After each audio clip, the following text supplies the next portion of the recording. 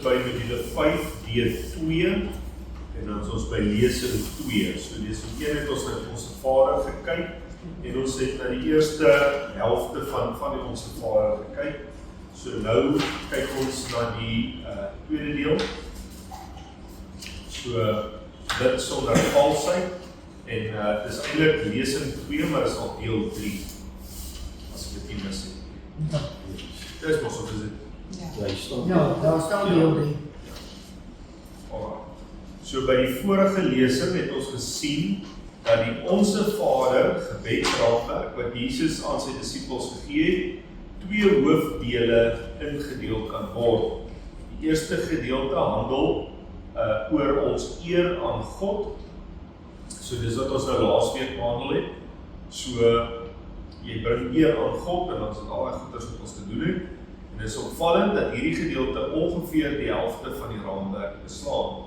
Maar daarop dui dat ongeveer 50% van ons gebedstydperk tot die verering van God behoort te wees. Die tweede deel handel oor die mens en sy behoeftes. Albei die gedeeltes bevat 3 versigtigings of petisies wat deurgebid moet word. Die 3 petisies van deel 1, dit is nou wat ons laasweek gedoen het, net vir 'n recap, is dat God sy naam op die aarde moet verheerlik. Dat God sy koninkryk moet laat kom, dat God sy wil sal laat geskied. Die tweede deel se petisies is dan as volg: dat God elke dag aan ons brood sal voorsien, dat God al ons sonde sal vergewe en dat God ons van die bose sal bewaar. So jy kan duidelik sien, die eerste gedeelte plaas die klem op die verheerliking van God, God se wil, God se koninkryk en God se naam. Die tweede ene kan jy duidelik sien, draai die fokus na die mens toe. So gee ons daaglikse brood, dit gaan oor voorsiening. Vergewe ons sondes, vergifnis en vryspraak. En dat God ons van die bose sal bewaar. En dit is nogal 'n belangrike ding wat baie min mense eintlik bid, buiten as hulle die Onse Vader nou bid. As in 'n gewone daaglikse gebed. Mense bid altyd, Here, gee ons kos en klere en 'n huis en dit en voorsien vir ons en kyk na ons en al die goeders. Maar baie min mense bid, bewaar my van die bose. Want wat is dit? Dis daai versoeking met jou pad langs. Dis daai ding as jy moeg gewerk is, dan kom hier iemand en ry voor jou in. En woeps, dan is die duiwel daar. So bewaar my van die bose. Here, maak my oë oop, dat ek kan sien as hulle aanval loods, dat ek dit kan sien en kan uitleef. Dat ek nie sondig nie. So hierdie lesing handel egter oor die tweede deel van die Onse Vader. So kom ons kyk na die tweede petisie. Dit handel oor die mens en sy behoeftes. By hierdie tweede deel van die gebedsraamwerk wat Jesus aan sy disippels gegee het, is daar ook 5 belangrike aspekte. So, die eerste ene is God se voorsiening, God se vryspraak, God se beskerming, God se voortreffelikheid en dan God se naskrif. So kom ons kyk na die eerste ene, God se voorsiening. So hierdie aspek word vervat in Matteus 6 vers 11. Gee ons vandag ons daaglikse brood. In ons westerse wêreld mag dit dalk uit ons elke dag se oorvloed vra. Mag dalk uit ons elke dag se oorvloed vra. Maar waarom moet ons elke dag vir ons daaglikse brood bid? Wat ons egter moet besef, is dat almal in die wêreld nie so bevoorreg soos ons is nie. Wat vir ons in die westerse wêreld na 'n irrelevante versoek lyk, is dit uiters relevante versoek vir Christene in Ethiopië, Indië, en dalk in ander dele van Afrika en die wêreld waar hongersnode die mense tuister. In hierdie 6 woorde, gee ons vandag ons daaglikse brood, is daar 'n verdere 5 sleutelelemente waarop ons moet let. So, ons Vader is nou nog 'n bietjie dieper aan.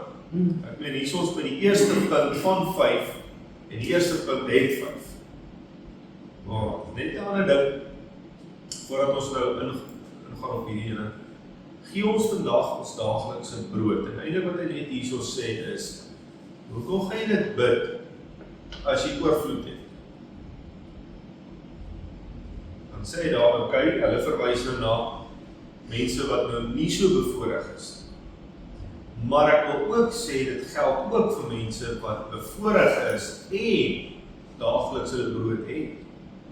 Want, deur dit te sê, is nie, Here, gee my meer brood as wat ek het nie, want ek het genoeg nie. Dis nie wat jy bid.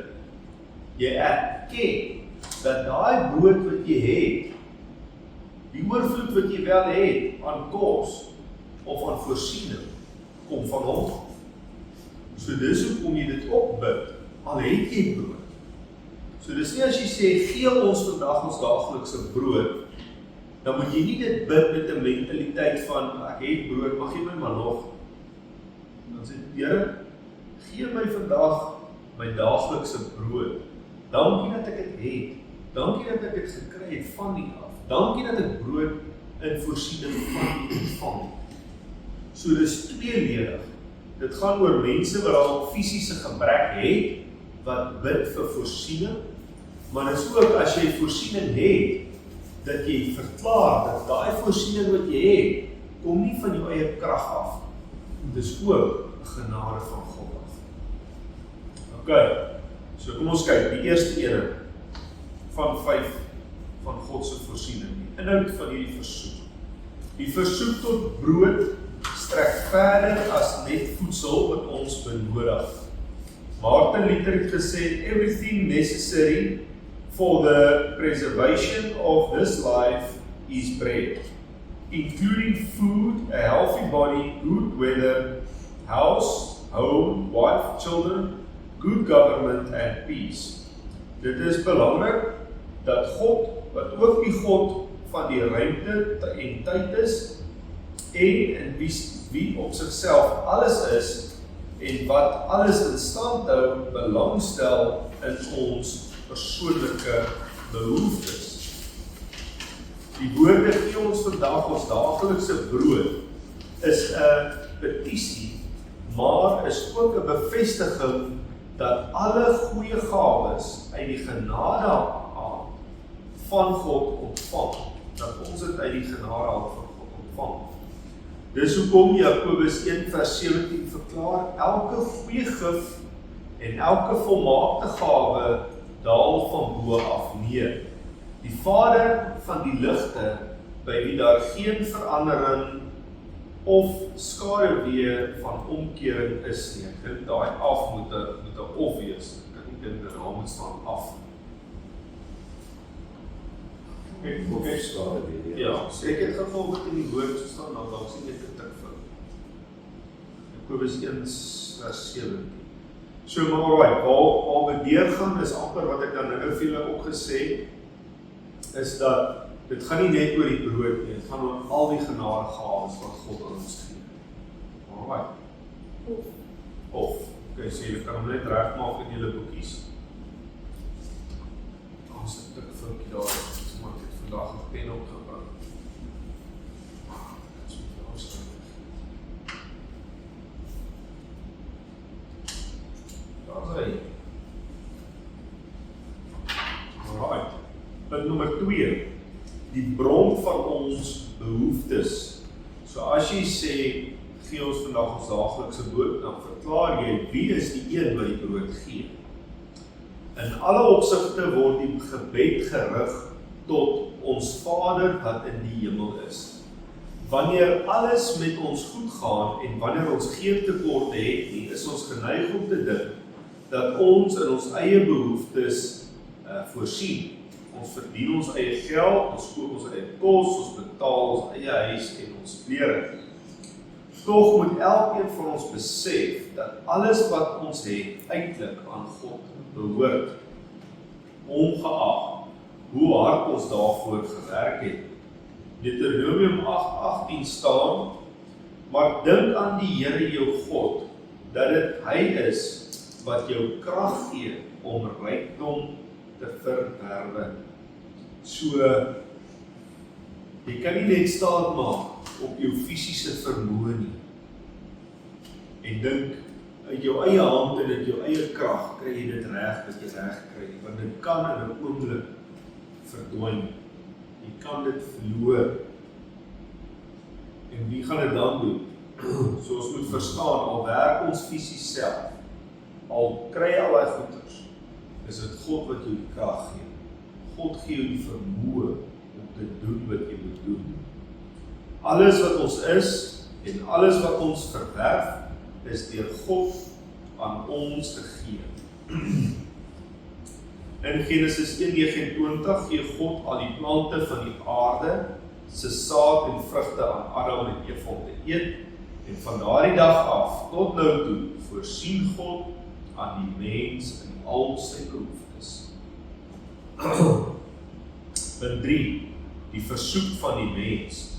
Die versoek wat ons tot God rig, word uitgedruk in die woord gee. Die feit dat ons aan God vra om vir ons te gee, bevestig ons afhanklikheid van God. Ons rig hierdie versoek elke dag tot God, omdat ons besef dat dit net hy is wat elke dag in ons behoeftes kan voorsien. Ons kan ook met sekerheid bid en in die wete rus dat God vir ons sal voorsien, omdat hy dit aan ons beloof. Psalm 37 vers 3 tot 4, vertrou op die Here en doen wat goed is. Bewoon die aarde, beoefen getrouheid en verlustig jou in die Here. Dan sal hy jou gee die begeertes van jou hart. En die Engelse vertaling sê vers 11, but the humble will inherit the land and will delight themselves in abundant prosperity. Hieruit is dit duidelik dat elke persoon wat God sy bron maak, oorvloedige voorspoed sal geniet. En wanneer ons God ons bron maak, kom vers 25 in plek. Ek was jonk en ook het ek oud geword, maar nooit het ek die regverdige verlate gesien, of dat sy nageslag brood soek. So duidelik wys hy daarso dat die regverdige sal nooit verlate wees nie, maar hoor mooi dat sy nageslag sal nie brood soek. So met ander woorde, tot vir jou kinders sal daar voorsiening wees. Want die voorlaaste punt daar, gaan oor die soekers. Met die woord ons verwys Jesus na diegene wat aan God behoort. In 2 Korintiërs 9:10 tot 11 praat Paulus met gelowiges en mag hy wat saad verskaf aan die saaier ook brood verskaf om te eet en julle, met ander woorde die gelowiges in Korinte, geregtigheid laat toeneem, sodat julle in alles ryk kan word tot alle milddadigheid wat danksegging aan God deur ons, met ander woorde deur sy kinders, bewerk. In Lukas 18:29 tot 30 staan die volgende. En hy sê vir hulle, voorwaar ek sê vir julle, daar's niemand wat huis of ouers of broer of vrou of kinders verlaat het, ter wille van die koninkryk van God, wat nie baie maal soveel in hierdie tyd sal ontvang nie, en die ewige lewe in die eeu wat kom. Let op die volgorde. Eers 'n totale oorgawe en 'n bewys dat God jou alles geword het. Dan die belofte van voorspoed. So, jy moet verstaan, as God jou bron maak, as hy jou alles is, dan kan jy, en dan sal hy aan jou voorsien. Maar as God jou backup plan is, en jy verwag net instant, ek is nou in die moeilikheid, help my nou. Dan baie keer dan gebeur dit daar. God is nie 'n bron. So mense is geneig om die Here se voorsiening te los soos 'n spaarwiel. Spaarwiel, jy weet nie van 'n spaarwiel nie. Hang maar onder die kar as hy nog daar is en jy kar net voor. Jy ry net met jou karretjie gaan aan. Tot die dag wat jy hom nou nodig het. Dan raak die spaarwiel belangrik. Dan moet die spaarwiel uithaal.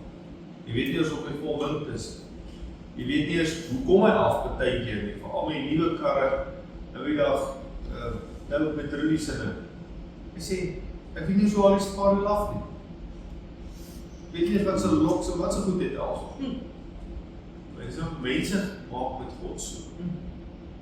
Hy is maar net deel van hulle lewe daar onder in hulle lewenskarretjie.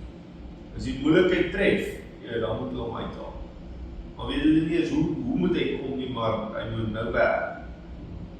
So, moenie God 'n spaarwiel maak, jy moet jou bron wees. So met ander woorde, as iets jou bron is, dan is dit jou elke dag, jou alledaags. Alright. Is ons bereid om eers alles af te lê vir God, sodat ons sy volheid kan ontvang? Dr. MacArthur sê, dat die grootste oorsaak vir armoede in lande nie swak landboupraktyke of swak ekonomiese toestande en politiek is nie, maar eerder die mense onbereidwilligheid om God die Here van hulle lewe te maak.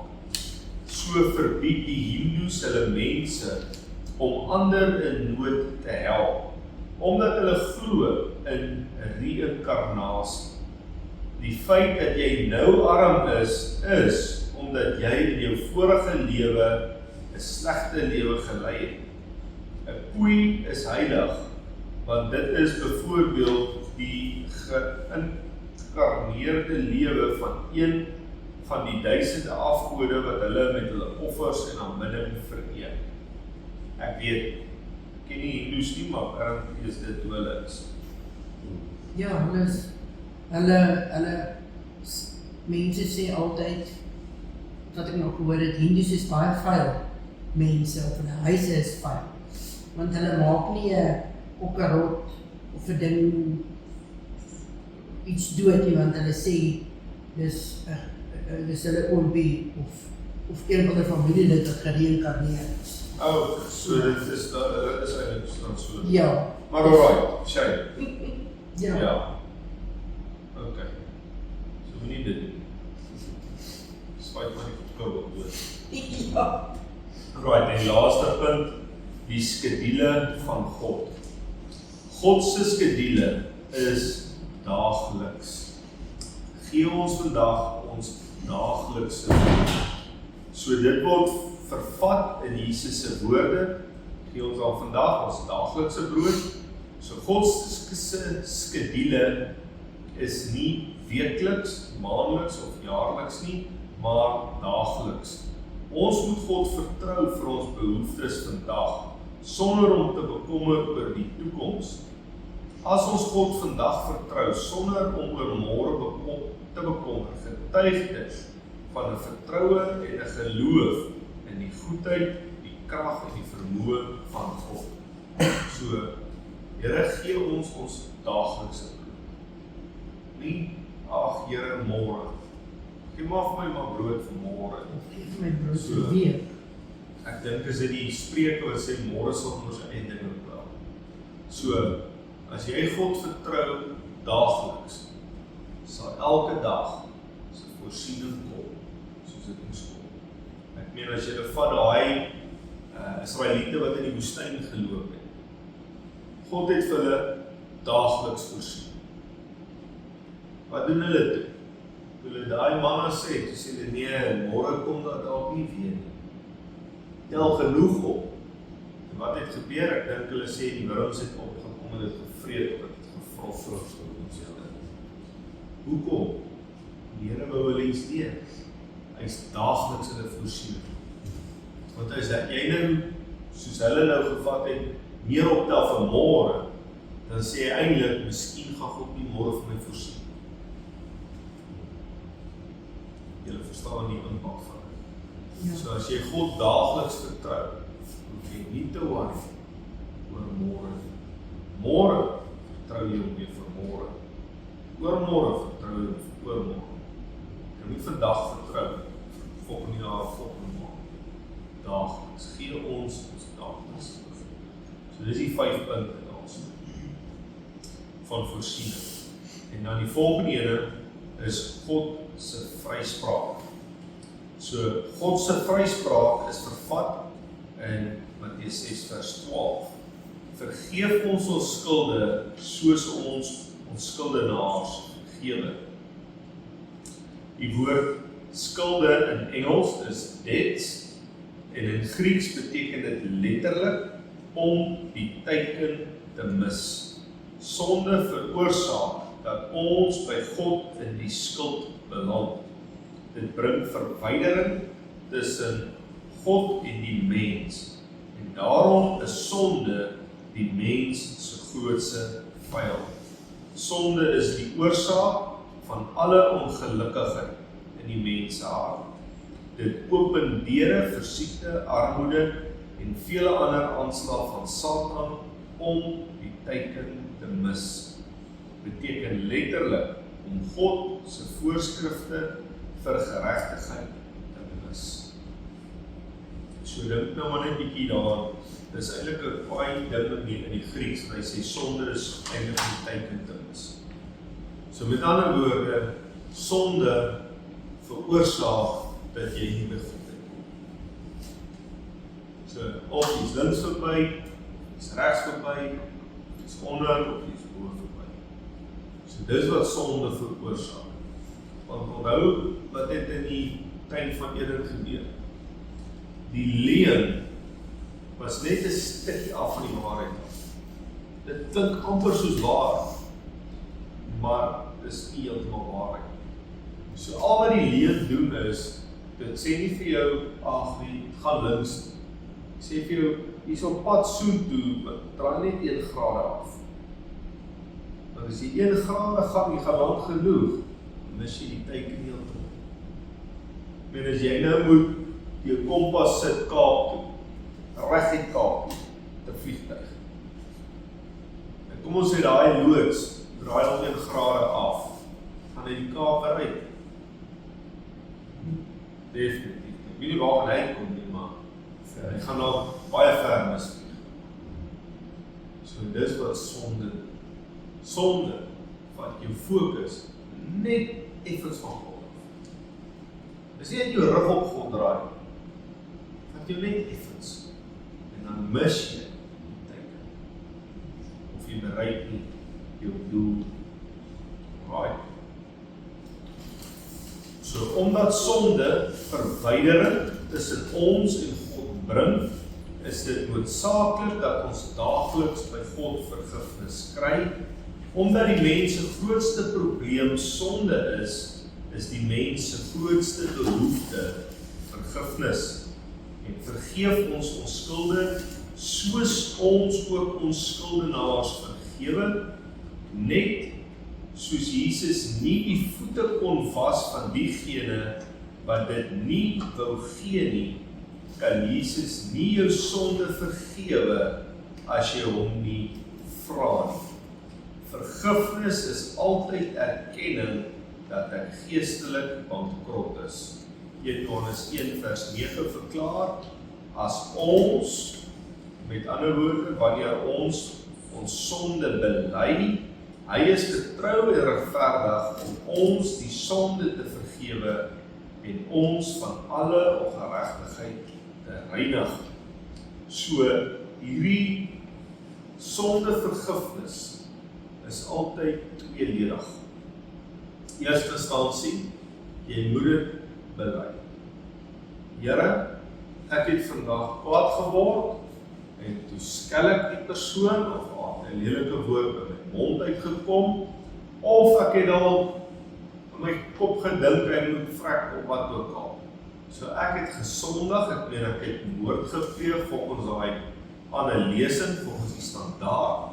Ek vra dat U my sal vergewe. Alright, so jy bely dit, en jy vra vir vergifnis. Maar, die tweeledigheid, en ons sal seker nou by dit kom, is die woordjie soos. So, vergewe ons skulde, is belydenis, vra vir vergifnis en alles. Die woordjie soos is 'n vergelyking. Met ander woorde, vergewe my soos ek ander mense vergewe. So as jy nie ander mense vergewe nie, en jy bid hierdie gebed, of ek meen wat die Here sê, hoeveel gaan hy jou vergewe? As jy vergewe, daai persoon net 50%. Dan gaan God jou net 50% vergewe. En dis wat soos werk. Soos beteken is gelyk aan jy behoort te ken. In wiskunde en al julle goedjies, dit wat voor die is gelyk aan is, en dit wat na die is gelyk aan is, moet dieselfde wees. Anders te kan jy is gelyk aan daar sit. Alright. So, dit is wat die soos doen. Om te bely beteken om letterlik saam te stem. Met ander woorde, as ons sonde bely, stem ons saam met God dat ons genade kortkom. Ons erken dus ons werke is verkeerd en boos. So met ander woorde, om sonde vergifnis te vra, sê, Here, ek is bankrot voor U geestelik en ek het U genade nodig. Onthou julle die arm van gees? Wat doen 'n boemelaar? Vra vir jou vir genade. Hy kan dit nie verdien nie. Hy kan nie niks doen om dit te kry nie. Hy vra net vir genade. So hier kom hy nou. Maar let op die feit dat daar 'n voorvereiste is, soos ons skuldenaars vergewe. Die maat waarmee ons vergewe, is die maat waarmee God ons sal vergewe. Ons moet vergewe, omdat vergifnis die karakter van geregtigheid is. In Matteus 5 vers 7 sê, dat 'n koninkrykskind geseënd is, omdat God se barmhartigheid aan hom bewys het. Die oomblik wanneer 'n mens bewus is van die feit dat jy genade by God ontvang het, vind ons dit makliker om ook na ander mense in barmhartigheid uit te reik, omdat ons kan sien waar ons self was voordat Jesus se genade aan ons geskenk het. In 1 Johannes 2 vers 6 staan, en hy wat sê dat hy in hom, met ander woorde in Jesus, bly, behoort ook self so te wandel, soos hy gewandel het, soos Jesus gewandel het. En Jesus se voorbeeld spreek van vergifnis. So,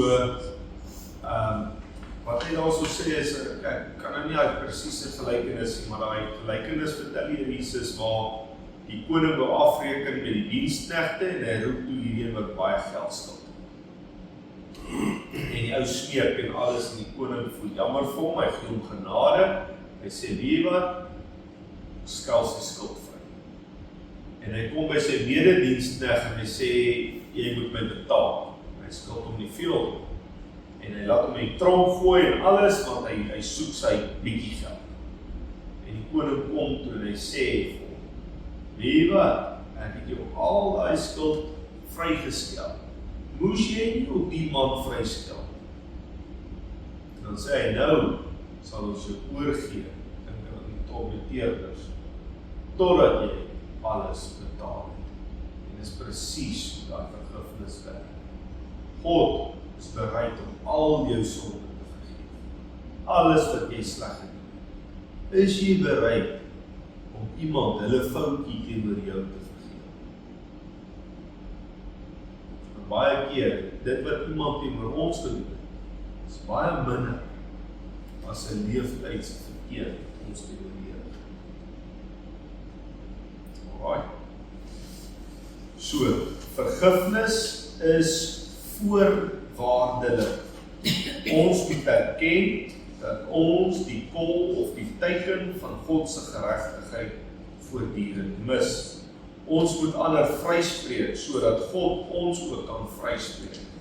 As ons van God verwag om ons vry te spreek, moet ons ook bereid wees om die wat teenoor ons gesondig het, vry te spreek.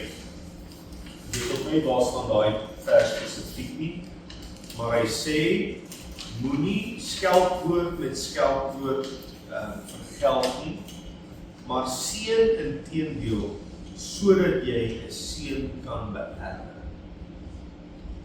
Maar ek dink dit mis 'n bietjie iets hier daarso, maar dis min of meer al wat hy sê. So met ander woorde, jy kan nie verwag God moet jou vergewe en jy gaan niks doen. En ek weet daai spesifieke skrif weet ek, hy sê seën hulle, daar een sê seën jou vyand, seën die wat jou vervloek, sodat jy 'n seën kan beerwe.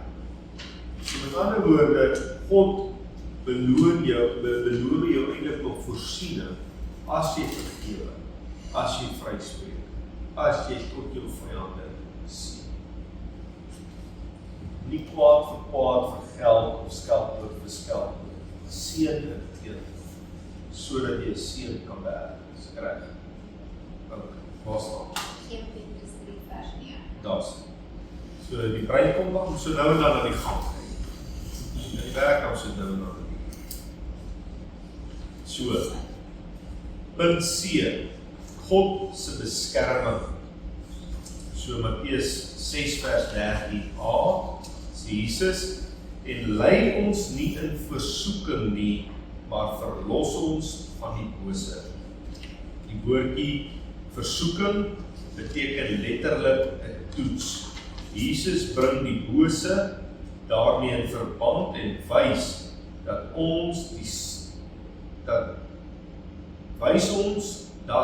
Satan die een is wat die mens versoek. Jakobus 1:3 laat niemand as hy in versoeking kom sê ek word deur God versoek nie, want God kan deur die kwaad nie versoek word nie en self versoek hy niemand nie. As Jesus sê dat ons tot God moet bid vir hulp om nie versoek te word nie, dan besef ons die erns van Petrus se woorde toe hy gesê dat die duiwel soos 'n brullende leeu rondgaan om te kyk wie hy kan verslind.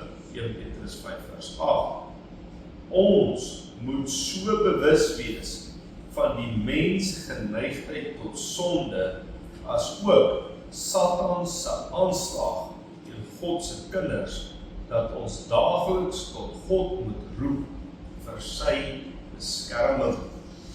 So ons moet dit nie onderskat nie, want God sê vir Adam in die tuin van Eden, jy moet dit bewerk en dit bewaak.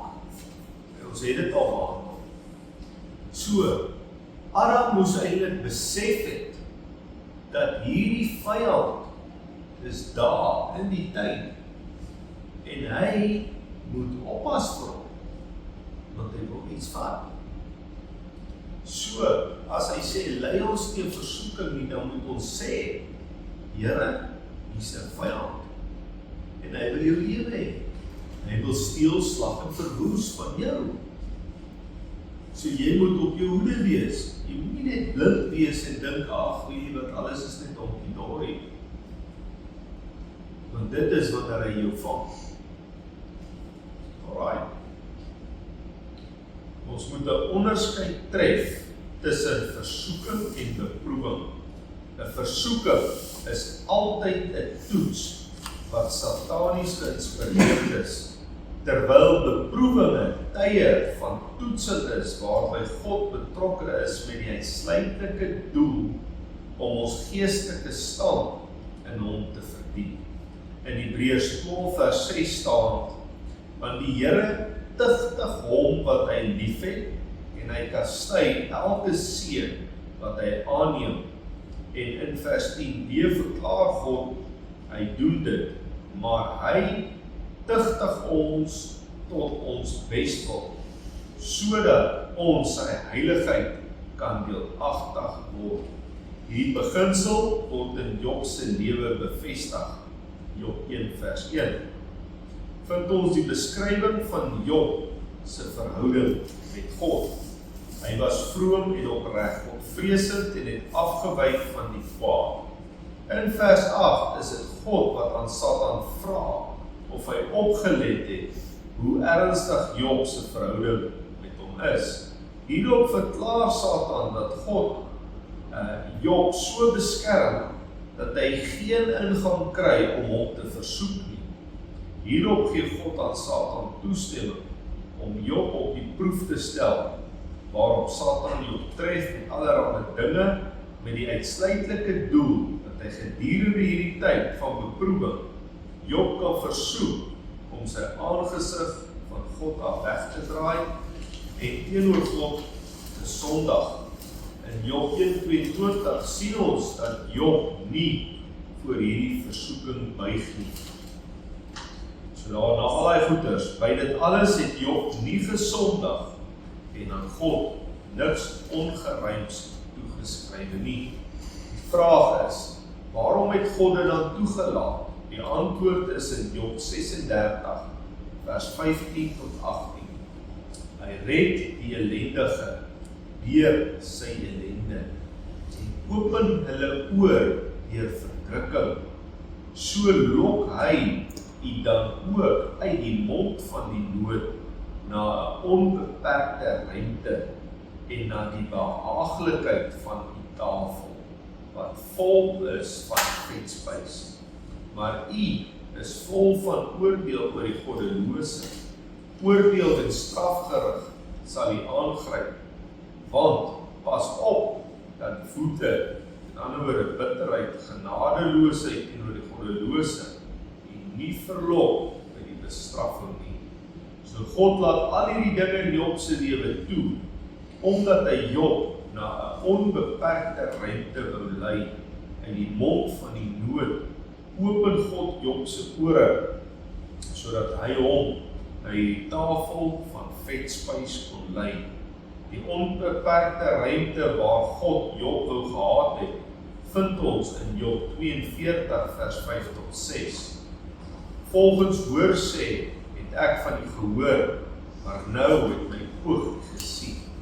Daarop herroep ek en het ek berou in stof en as.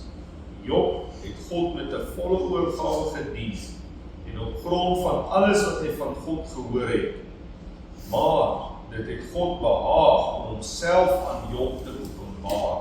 Sonder die beproewing sou Job nooit tot hierdie ruimte kon beweeg het nie. En God het dit geweet. God tug hom ook verder in sy veroordeling teenoor ander mense. Die oomblik toe God sien dat hy ook gesien het dat hy self gered is deur die onverdiende genade van God. Die feit dat Satan voortdurend probeer om die mens tot 'n val te bring, noodsaak ons om God te vra om ons deur die versoeking te beskerm. En net nog 'n ding wat vir interessant is van hierdie stuk van Job, en ek weet dit was nou redelik ekstreem as jy al Job gelees het, is dit in elk geval prakties wat ons moet onthou, want niemand leer nooit iets as alles goed gaan. As, kom ons sê, wat ek in die boerdery al beleef het, as ek nie 'n swak oes stroop nie, dan het ek geen vraag om te vra, hoekom was die oes swak? Net as dit gebeur en ek daai vraag vra, dan begin ek te leer oor hoekom en waarom en wat was die oorsaak van dit. En dan as ek dit uitgevind het, dan kan ek 'n regstelling doen. Maar as jy altyd 100% is, dan gaan jy nooit vra, dan gaan jy nooit kan verbeter. En dis presies met jou lewe so. As jy nie tot die besef kom, dat jy moet bewaar word van die bose, en dat daai versoeking en beproewing jou pad kom, dan gaan jy nooit vra, hoekom val ek vir daai versoeking en beproewing? Hoekom is ek nou weer pad geslaan? Hoekom voel ek nou weer te neergedruk? Want as jy die vraag vra nie, dan gaan jy nooit ondersoek instel oor wat is van. As jy jouself sê, ek is die perfekte mens, ek het niks nodig nie, die genade nodig, ek is reg, soos wat baie mense doen, dan groei hulle nooit. Daar gebeur niks met daai mense. Hulle leef hulle lewe uit, en hulle het nooit 'n dag verander. Want hulle het nooit gevra, hoekom, waarom. Maar, as jy deur 'n moeilike tyd gaan, dadelik, dan begin jy vrae te vra. En dit sal dwaas wees, om nie vrae te vra, maar dit sal meer dwaas wees, om niks daaraan te doen. So as goed dalk nie lekker gaan, moet ons vra, hoekom? Wat is uiteindelik? Waar kort ek? Waar mis ek die teiken? Want dit is nie wat ek lees in die woord, hoe my lewe behoort te lyk. So dit sê nie, jy gaan nooit versoekinge hê. Dit sê nie dat dit gaan jou vat na 'n onbeperkte ruimte. So as die versoeking kom en die beproewing kom, dan gaan jy iets begin leer vir jouself. En God gaan jy iets begin leer. Maar as jy God vertrou en jy weerstaan dit, dan gaan jy 'n dieper en 'n nader verhouding met jou Skepper hê. Want hy gaan jou goed leer en jy gaan goed vir jouself doen. Right, punt D, nog net hierdie punte nog een. God se voortreffelikheid, dit is vers 13b. Want aan U behoort die koninkryk en die krag en die heerlikheid tot in ewigheid. Amen. Met hierdie woorde sluit Jesus sy gebedsraamwerk af op 'n hoogtepunt. Alles wat ons gebid het, sal tot uitvoering kom, omdat ons God as heerser oor alles is. In 1 Kronieke 29 vers 11 staan, aan U Here kom toe die grootheid en die mag en die heerlikheid en die roem en die majesteit, ja alles in die aarde en op die aarde, aan U Here kom toe die koningskap en die selfverhooging as hoof vir alles. As ons in opregtheid en met 'n rein hart tot God bid, is alle dinge moontlik, omdat hy hoof en heerser oor alles is. Met ander woorde, jy erken jou genade, jou vergifnis, jou versoeking, jou beproewing en versoeking, jou sondevergifnis, jou voorsiening, alles kom van God af, want hy is die koning, hy is die heerser, hy is die eienaar van alles wat daar is. En dan die laaste punt, God se naskrif. Jesus beëindig sy gedagte oor gebed met 'n naskrif. Matteus 6 vers 14 tot 15. Want as julle die mense hulle oortredinge vergewe, dis nou na die Onse Vader, kom hierdie gedeelte by. Sal julle hemelse Vader julle ook vergewe. Maar as julle die mense hulle oortredinge nie vergewe nie, sal julle Vader julle oortredinge ook nie vergewe nie. Jesus sluit sy lering oor gebed af deur ons te herinner dat ons nooit die volle vergifnis van ons hemelse Vader sal kan verstaan as ons nie leer onsself ook ander mense te vergewe nie.